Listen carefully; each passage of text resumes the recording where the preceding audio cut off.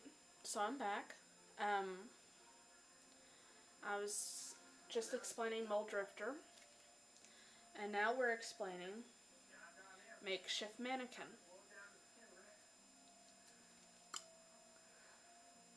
It's 3 and a black, and it's an instant. Return target creature card from your graveyard to play with a mannequin counter on it. As long as that creature has a mannequin counter on it, it has, when this creature becomes the target of a spell or ability, sacrifice it.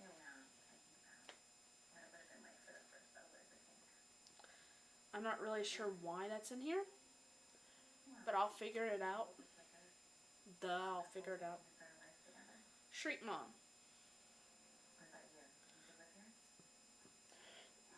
Excuse me.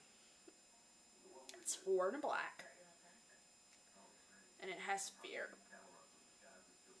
which means it can't be blocked unless it's by a black creature, or I think another creature with fear. I've been playing 2 years and I don't know fear. I failed. When Shriek Mom comes into play, destroy target non-on effect, non-black creature. And it has an evoke cost of 1 and a black. And it's a 3/2.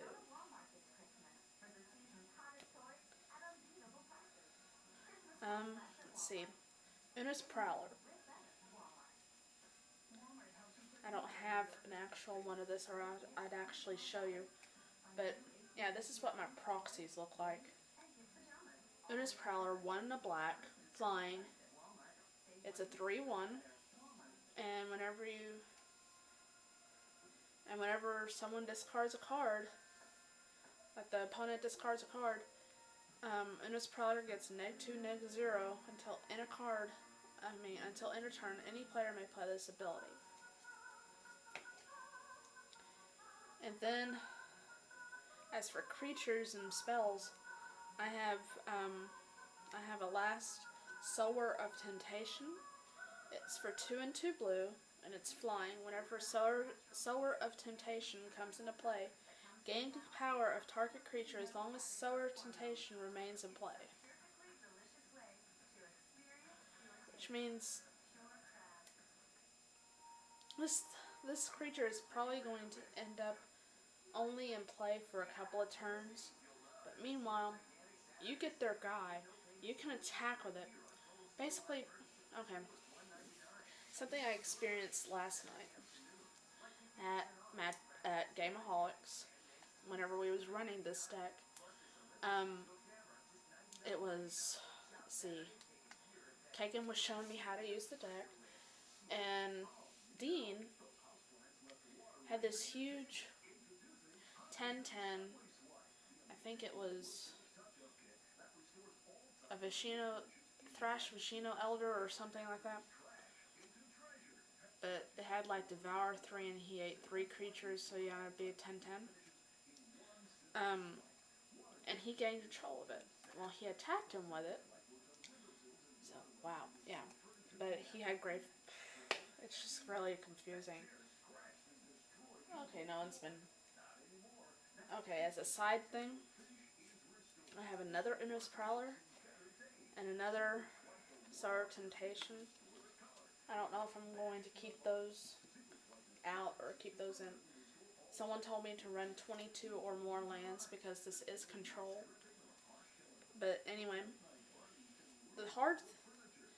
I figured the hard things that are going to be hard to get a hold of are these. Reflecting Pool. They're $25.99. And I'm like, are you kidding me? 25 bucks for a single card. What's worse, okay, someone was, alright, I know a worse card though. Ever hear of the Black Lotus? It was from Alpha, Beta, and I think it was Unlimited. Either Unlimited or Tempest, I forget. But anyway, it was like 4,000 for alpha, 2,000 for beta, and 1,000 for the other set. So yeah, there's worse cards that cost more out on the market. But anyway, Reflecting Pool. It's a land. Tap. Add to your mana pool 1 mana of any type that a land you control could produce. Like, say if I had a mountain, a swamp, and an island out on the field, it could tap for a mountain, a swamp, or an island. Which is just fine with me. That's fine with me. It's like a crumbling necropolis. I've got to learn how to say that right. Otherwise I'm going to be growled about for the rest of my days for that. Speaking about crumbling necropolis, crumbling necropolis. It's a land and it comes into play tapped. Tap, add a blue, a black, or a red to your mana pool. Once again, that's one of the cards that saved my butt. Even though, I mean, I was waiting for one specific color to be able to play a card, and I got, I think it was the obelisk. And I was happy as hell because of it. But anyway, I ended up putting also 1, 2, 3, 4, 5, 6 island, 1, 2, 3, 4, 5 mountain, and 1, 2, 3, 4, 5, 6 swamp. And for those out there, this is going to end up being easily over $100, $200 debt probably, if I ever decide to actually go out and buy the cards. It's cheaper to trade. That's what I did for the Cruel Ultimatum. I got lucky. But anyhow, I need to get off here. I'm sure pretty soon someone's going to go about and message me or whatever, and I won't be able to reply because I'm sitting here talking to myself on a camera. Let's see. Oh, Dean's tournament last night was the best night of Magic I've had in my life. It was, let's see, there was 8 people playing. It was extended. And, let's see, where's my, dang it, that's not it. That is though. I'll go ahead and read off the extended list here.